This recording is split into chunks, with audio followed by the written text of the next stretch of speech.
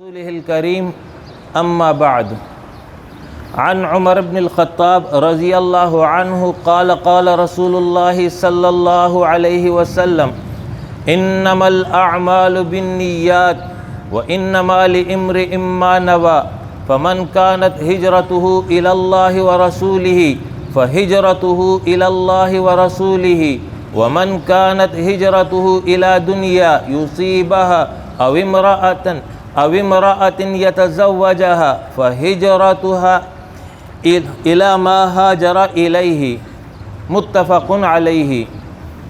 یہ حدیث امام بخاری اور امام مسلم دونوں نے نقل کی ہے۔ راوی حدیث حضرت عمر ابن خطاب رضی اللہ عنہ ہے۔ بیان کرتے ہیں رسول اللہ صلی اللہ علیہ وسلم نے فرمایا، تمام اعمال کا دار و مدار نیتوں پر ہے۔ ہر شخص کو وہی کچھ ملے گا جو اس نے نیت کی۔ پس جس شخص نے ہجرت کی اللہ اور اس کے رسول کی خاطر تو اس کی ہجرت اللہ اور اس کے رسول کی خاطر ہے، اور جس شخص کی ہجرت حصول دنیا یا کسی عورت سے شادی کرنے کی خاطر ہوئی تو اس کی ہجرت اسی کی خاطر ہے جس کی خاطر اس نے ہجرت کی ہے۔ آج کی حدیث اہم ترین حدیث ہے جو نیت کے مسئلے کو بیان کر رہی ہے۔ انسان جو بھی عمل کرتا ہے اس کی تین قسمیں ہیں۔ پہلی قسم ہے اطاعت اور عبادات، یعنی وہ امور جو اپنے ذات کے اعتبار سے اللہ اور اس کے رسول کو پسند ہیں۔ نمبر دو مباحات، وہ امور جو انسان طبعی اور فطرتی طور پر کر رہا ہوتا ہے، جیسے کھانا پینا، چلنا سونا، جاگنا بولنا دیکھنا وغیرہ وغیرہ۔ تیسری قسم ہے سیئات، گناہ کے کام۔ ان تین کاموں میں سے اب کون سا عمل ہے جو مقبول ہو رہا ہے، اس حوالے سے پہلے اس نقطے کو سمجھ لیجئے۔ اللہ رب العالمین کو اپنے بندوں سے اعمال صالحہ مطلوب ہیں۔ عمل صالح کی تین شرائط ہیں۔ نمبر ایک، اگر وہ ایسا عمل ہو جس کا تعلق دین اور شریعت سے ہو تو اس میں جو ہے تین شرائط کا ہونا ضروری ہے۔ نمبر ایک، قرآن و سنت سے وہ عمل ثابت ہو۔ نمبر دو، مطابق سنت ہو۔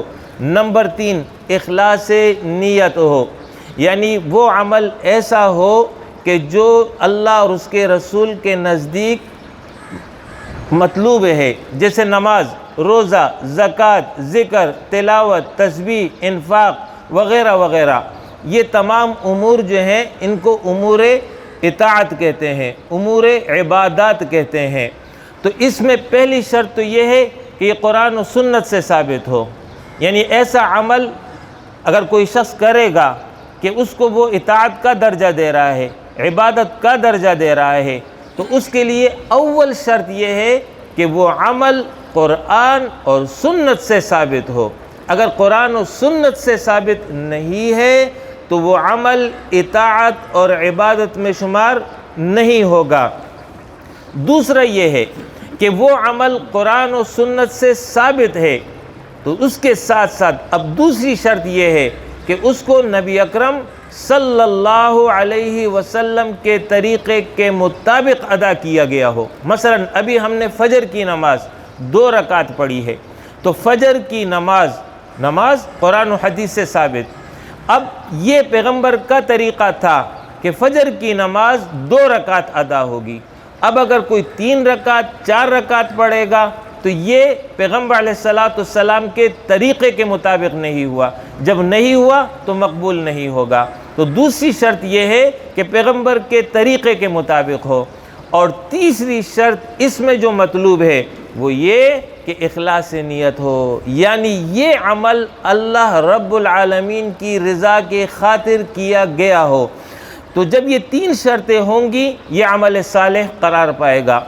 دوسری قسم وہ یہ ہے کہ مباحات، جس کا میں نے آپ کے سامنے ذکر کیا، مباحات کے حوالے سے حکم یہ ہے کہ اگر اس عمل کو اللہ کے لیے بنانا چاہ رہے ہو تو پھر اللہ ہی کے لیے بناؤ گے، اللہ کے علاوہ اس میں کسی اور غرض کو شامل نہیں کرو گے۔ تو تمہارا یہ عمل جو کہ امور عبادات میں سے نہیں ہے، لیکن تمہارے اس اخلاص نیت کی وجہ سے اس کو اللہ رب العالمین عمل صالح شمار کر لے گا۔ مثال، کھانا انسان کی طبعی ضرورت ہے، لیکن اگر کوئی شخص اس لیے کھانا کھا رہا ہے کہ میرے بدن کو تقویت حاصل ہو، کہ میں اللہ کی عبادت کر سکوں، تو اب یہ عمل کھانے کا یہ جو ہے یہ عمل صالح بن گیا۔ وہ نیند کر رہا ہے، نیند طبعی امر ہے، اس کی فطری ضرورت ہے، لیکن سوتے وقت وہ نیت کر لیتا ہے کہ میں اس لیے سوتا ہوں کہ میرے بدن کو آرام ملے تاکہ میں اللہ کی عبادت کر سکوں، تو یہ سونا بھی عمل صالح قرار پائے گا۔ تو امور مباحات میں اخلاص نیت ہوگی تو وہ عمل اللہ کے ہاں مقبول ہو جائے گا، اور اگر کوئی نیت نہیں ہے تو امور مباحات میں سے رہے گا، نہ اس میں ثواب ہے اور نہ گناہ ہے۔ اور اگر گناہ کی نیت کر لی کہ کھانا اس لیے کھا رہا ہے کہ بدن قوی ہو، مضبوط ہو، پھر گناہ کا کوئی کام کروں گا، تو یہ کھانا جو ہے یہ گناہ کا عمل شمار ہو جائے گا۔ تیسری قسم ہے سیئات، یعنی گناہ کے کام جو اپنے ذات کے اعتبار سے گناہ کے کام تصور کیے جاتے ہیں، اللہ اور اس کے رسول کے ہاں وہ گناہ ہے۔ تو ان تمام اعمال میں نیت کا کوئی اعتبار نہیں ہے۔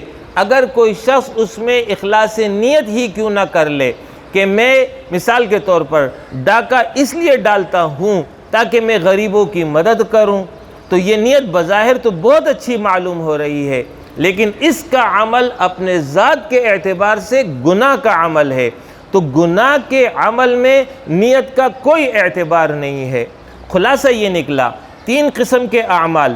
پہلی قسم عبادات، اس میں نیت لازمی شرط ہے، مطلوب ہے، اس کے بغیر مقبول نہیں ہوگا، نماز جس کی مثال دی ہے۔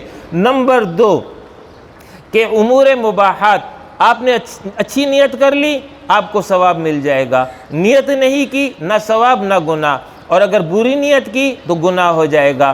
تیسری قسم ہے گناہ کے اعمال۔ گناہ کے اعمال میں کوئی نیت معتبر نہیں ہے، وہ ہر حال میں گناہ رہے گا۔ اب اس نیت کو جو ہے اہمیت شریعت نے دی ہے۔ وجہ یہ ہے کہ نیت دل کے ارادے کو کہتے ہیں، اور یہ دل کا ارادہ جو ہے یہ محرک ہوتا ہے عمل کا۔ انسان کوئی بھی عمل کرتا ہے، اس عمل کا محرک دل کا یہ ارادہ ہوتا ہے، اس کے نتیجے میں اس کا عمل وجود میں آتا ہے۔ لہٰذا اللہ رب العالمین عمل سے پہلے اس کے محرک کو دیکھتے ہیں کہ یہ عمل جو اختیار کر رہا ہے اس کا محرک کیا ہے۔ اگر محرک اللہ کی رضا ہوگی تو وہ عمل اللہ کے ہاں قبول ہو جائے گی، اور اگر اس کا محرک اللہ کی رضا نہ ہو تو وہ اللہ کے ہاں مقبول نہیں ہوگا۔ اور یہی بات نبی اکرم صلی اللہ علیہ وسلم آج کی حدیث میں بیان فرما رہے ہیں کہ مل اعمال مقبولۃ و معتبرۃ عند اللہ تعالی الا بالنیات۔ یہ میں تفسیر بیان کر رہا ہوں اس حدیث کی، کہ اعمال جو ہے مقبول اور معتبر اللہ کے نزدیک نہیں ہوں گے مگر نیت کے ساتھ۔ العاملین، جو اس کے عمل کرنے والے ہیں، ان کانت النیات حسنہ، اگر نیت اچھی ہوگی، فالاعمال حسنۃ عند اللہ، تو وہ عمل اللہ کے ہاں حسن عمل کہلائے گا۔ وَإِن كَانَتِ النِّيَّاتُ فَاسِدَةٌ، اور اگر نیت فاسد ہو گئی، فَالْأَعْمَالُ سَيِّئَةٌ عِندَ اللَّهِ، تو وہ عمل اللہ کے نزدیک گناہ کا عمل شمار ہوگا۔ وَإِن كَانَتْ حَسَنَةً عِندَ النَّاسِ، اگرچہ لوگوں کی نظر میں وہ اچھا عمل ہی کیوں نہ ہو۔ تو اس کی مثال یہ دے دیتا ہوں کہ ایک شخص فرض نماز پڑھ رہا ہے، تو لوگ تو یہ کہتے ہیں کہ نمازی ہے، عبادت گزار ہے، لیکن اس کی نیت اللہ کی رضا نہیں ہے بلکہ دکھاوا ہے، تو لوگوں کی نظر میں وہ اچھا عمل ہے لیکن اللہ کی نظر میں وہ اچھا عمل نہیں ہوگا۔ لہٰذا آج کی حدیث یہ تنبیہ کر رہی ہے کہ اول تو عمل صالح کرو، اور وہ عمل صالح اس طرح کرو کہ وہ اللہ کے لیے خالص کرو۔ اللہ کے ماں سوا کسی اور کے لیے جو ہے وہ عمل نہ ہو، اس لیے کہ اللہ رب العالمین کو وہ عمل انتہائی ناپسندیدہ ہے کہ جس میں اس کے ساتھ کسی اور کو شریک قرار دیا جائے۔